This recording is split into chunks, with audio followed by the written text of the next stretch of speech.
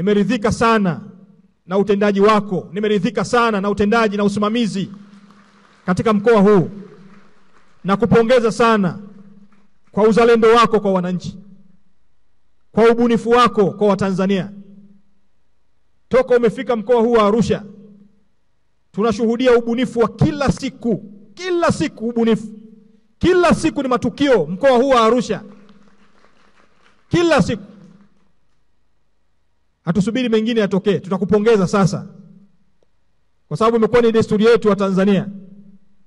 Unasubiri mpaka mtu amezikwa ndio mnaenda kumpongeza. Tunakupongeza sasa kwa sababu unafanya kazi nzuri sana katika mkoa huu.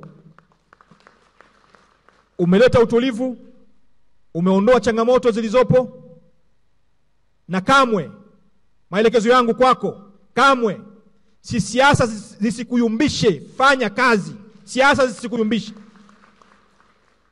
Siasa zisikuyumbishe. Wananchi wa Arusha wanakutegemea sana. Watumishi wa umma mkoa wa Arusha wanakutegemea sana. Na mimi kama msaidizi wa karibu wa Mheshimiwa Rais kwa mkoa huu wa Arusha nakutegemea sana.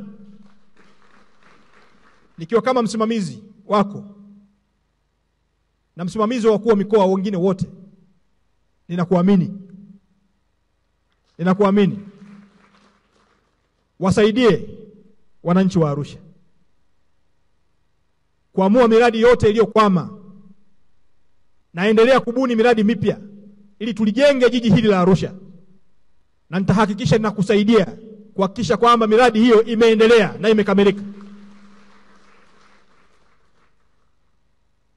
Miradi hii tunayokwenda kuizindua leo, niko tayari, tutaizindua leo.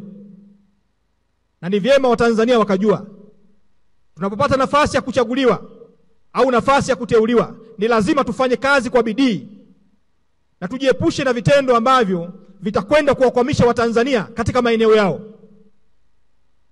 Tuwaangalie zaidi ya Watanzania kuliko kujiangalia sisi wenyewe.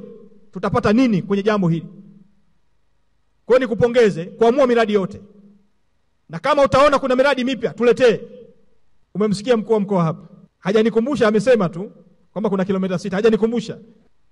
Na kwa kuwa mtendaji mkuu wa TARURA yupo Arusha, maelekezo yangu hizo kilomita 6 zipatikane mara moja. Ndio maelekezo yangu.